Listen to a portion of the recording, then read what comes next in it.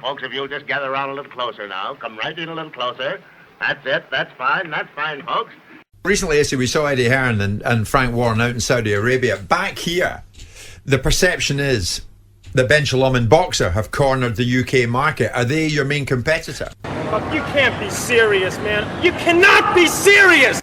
Cornered the market on the basis that they put on Dan Aziz versus Joshua BUATSI, and we're going to see Frazer Clarke challenging FABIO Wardley on Sunday for the British heavyweight title. Ignoring all the purse bids that Ben Shalom has pulled his fighters out of with Matchroom fighters from last year into this year. The lack of VADA testing on boxer cards and the lack of UCAT testing for that matter. Ignoring that Eddie is slapping Ben Shalom around every week up until weekend gone.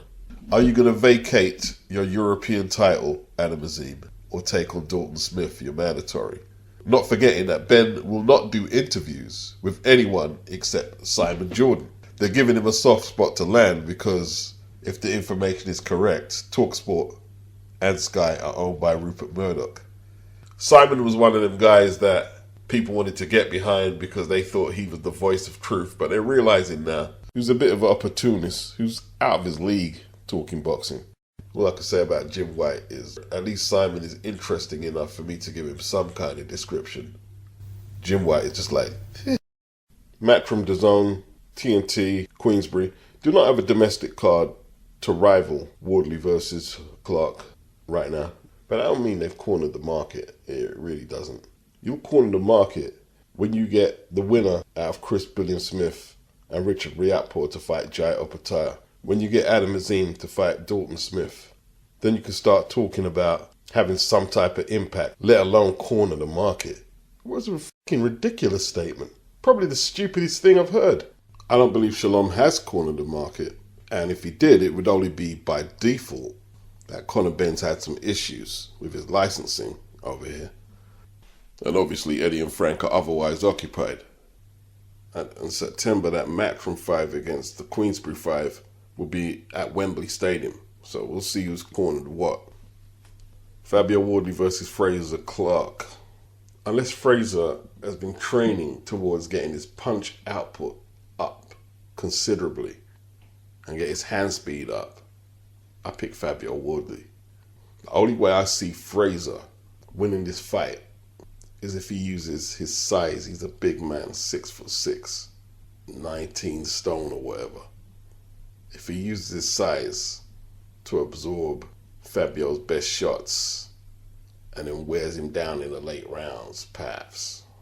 You know, Clarke is probably the strongest opponent that FABIO's up against. Biggest and strongest. Got huge legs. Clarke hasn't shown no real snap in his punches as a pro. No standout performances. But it could be a harder fight than what people believe. I think a lot of people are thinking that FABIO's just going to go in there and take Frazer out early. I'm not sure about that. Frazer is a big dude. I see him trying to track down Jalilov in the Olympic semi-final, I believe it was, when he was cut badly. Jalilov was in his back foot wisely. And Frazer looked very aggressive. If he can get back to that type of form, that's an aggressive big man coming after FABIO. And it's going to take a few rounds to subdue him. Trust me. Wardley can be caught early. I mean, Nathan Gorman was lighting dude up. Had a bad cut on the bridge of his nose and everything.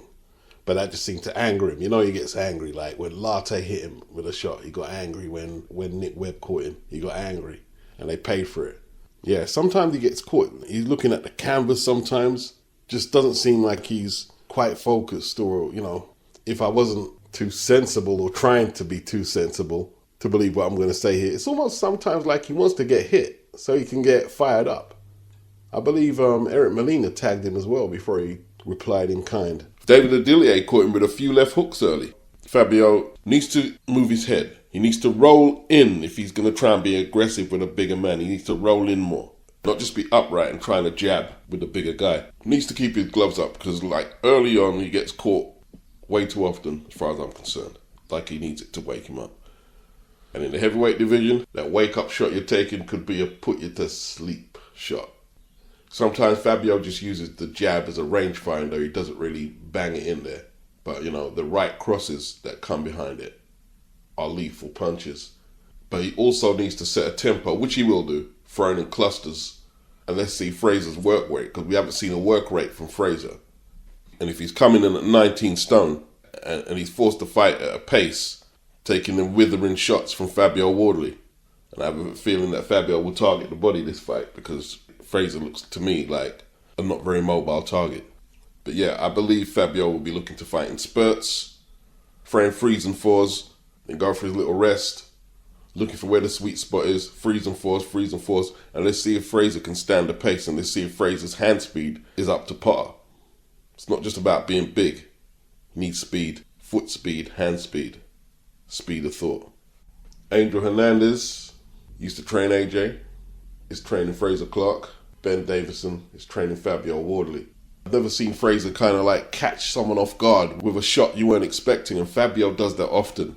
Frazer's very one-paced, where FABIO isn't. Frazer has to stop FABIO getting off. Smother him, push him back, attack the body. FABIO has the hand speed advantage and will more than likely beat Frazer to the punch. What he needs to do is pick his spots and try and punch in between. Now, it's easier said than done because FABIO hits hard and fast. I'm not sure if Frazer Clarke is on that level of skill to be able to read the fight like that and to be able to counter like that. Here's something I found interesting in their gloves are off yesterday. Frazer, you can't lose to white-collar boxer. Yeah, Frazer Clarke is the proper boxer. Amateur pedigree, Olympic bronze medalist. And Frazer said, yeah, he got a letter or a message on social media saying the reputation of amateur boxing lies on your shoulders, as to say, you've been to the Olympics, Team GB, you've been through the process. You're supposed to be the schooled, refined boxer here. But I don't know, it seemed to me like Frazer was trying to reach for something to motivate himself, an extra incentive, almost Anthony Joshua-like against Ngannou. The reputation of professional boxing lay upon the shoulders of Anthony Joshua. He has to show the MMA world you can't just walk over this side of the street and take liberties. Now, he may have got that message, but I'm not really seeing the boxing world look at this fight like that. For one, this ain't the amateurs. This is the pros. FABIO has as much knockouts as Frazer Clarke has fights. 16 knockouts and 17 wins. No losses, no draws. Frazer is 8-0, 6 inside the distance. This ain't like Ngannou, who had his second professional boxing fight. This ain't like that at all. It's not comparable. And I think he's making some of that up in his head, that the boxing world are waiting for Frazer Clarke to teach the white collar boxing that you can't come around this side of the street. I don't see that energy online. Maybe Frazer would like that to be the reality, to give him some incentive, to maybe tell himself that he's the one who belongs here and not FABIO. I'm going to pick FABIO. I've seen more tangible facets to his game than I have Frazer's. I'm not going to pick points or inside the distance. I'm just going to pick FABIO because Frazer is a big dude, strong dude. I don't know if he's fragile around the chin. He hasn't showed that as a pro. So I'm going to leave that part of the prediction in the air. I don't know. There's a lot of talk about Derrick James and Errol Spence splitting. Rumours that he took down punch bags where Errol Spence's image was printed on the bag. He's took them down from the gym. Spence said something like he's looking for a new home. But when asked is he leaving the PBC, he said no. So what did he mean? Derrick James, he said, I don't have nothing to tell you about it because it's nonsense when we read it. And he said Spence has been over at his house 2 or 3 times since the Crawford fight. And when they read that they were splitting, that was one of the times. So as far as he is concerned, they're still together. Hey, Coach, this is what I got to ask you now. Hypothetically, I know that's your guy, so I'm not trying to step on no toes, but I got to ask you this. Hypothetically, right? Mm-hmm. If Errol Spence was looking for a coach, would you take on Errol Spence? First, I would go to Derrick James and get permission from Derrick James. I know that. That's the first thing I would do. I was trying to find a YouTube video to link the channel so I could give them a shout. but it was just a Twitter link from someone named Nuke, and that was Calvin Ford being very respectful of the situation, saying he would talk to Derrick James to get his blessing. In other words, he'd jump at the opportunity to train Errol Spence. There are normally casualties after a devastating defeat like that, and it wouldn't shock me if they headed in different directions. But I'll stay tuned for further news. Alright, so obviously we got Bivol versus Beterbiev undisputed at light heavy. That's supposed to be headlining. Wilder versus Zhang.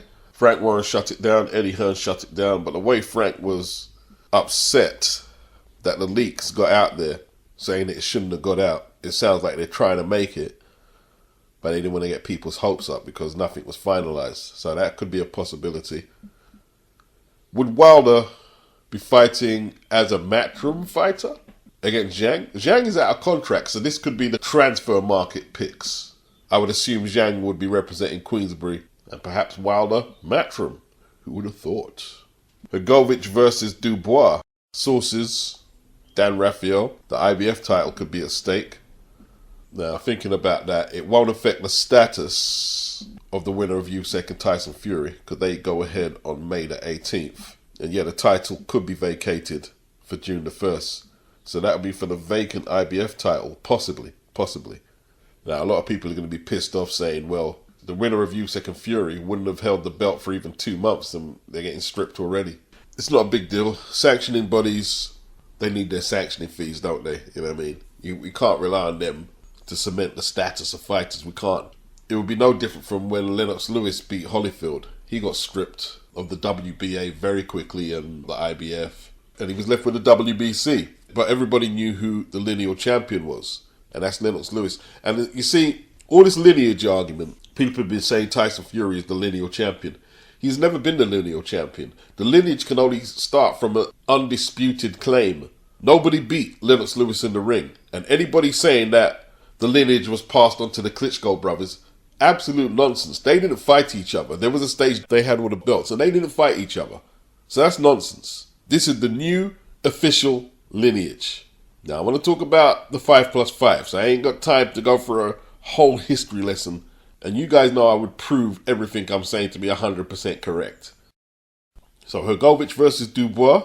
Hrgovic is not matchroom either. Isn't he a free agent now? But anyway.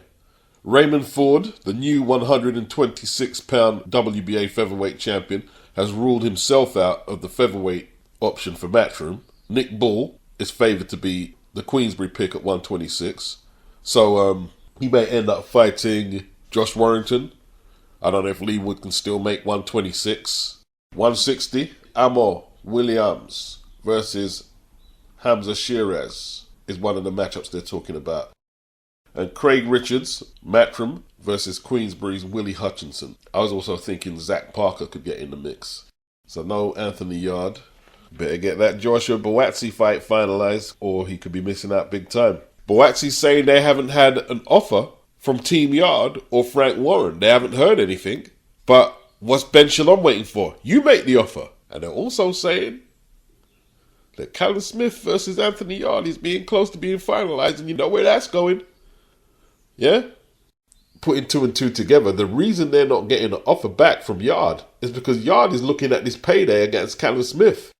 Does anyone remember in a recent weekly where I said Frank might want to keep BUATSI and Yarde in Britain, but both of them are going to be looking at that Saudi money? And if they can get paid over there considerably more than they will get at the O2 Arena. I'm ready to get this paper, G. You with me? I will concede, yes. Another domestic fight, a big domestic fight, takes a hit for the Saudi bag. It's all speculation though. So Frank, he picked heavyweight, he picked middleweight. Eddie picked 126 and 175. One weight class is still to be determined by Turki Al-Sheikh. That'll be at the next press conference, whenever that is. And that's it, people. That's it. I heard Lawrence Okolie has hooked up with Joe Gallagher. And look, I've always been a bit sceptical of how good a coach Joe Gallagher is. He obviously knows his stuff, though. I won't let my biases say anything stupid. I won't let that happen. Because it's not what you think a coach or a boxer can do. Often it's the chemistry between the two. You might have a boxer who is just good, no more than good. You might have a coach who's no more than good, but you put the two of them together, the chemistry could just click. So we'll see how that works out. But, you know, going from WBO Cruiserweight champion to fighting Lukas Razanski in Poland for the Bridgerweight title is what? I thought he was going to go up to heavyweight. I thought he had a rematch clause with Chris Billion Smith to try and get his belt back. Lawrence has had one meaningful fight in maybe 2 years now. One meaningful fight against Chris Billion Smith.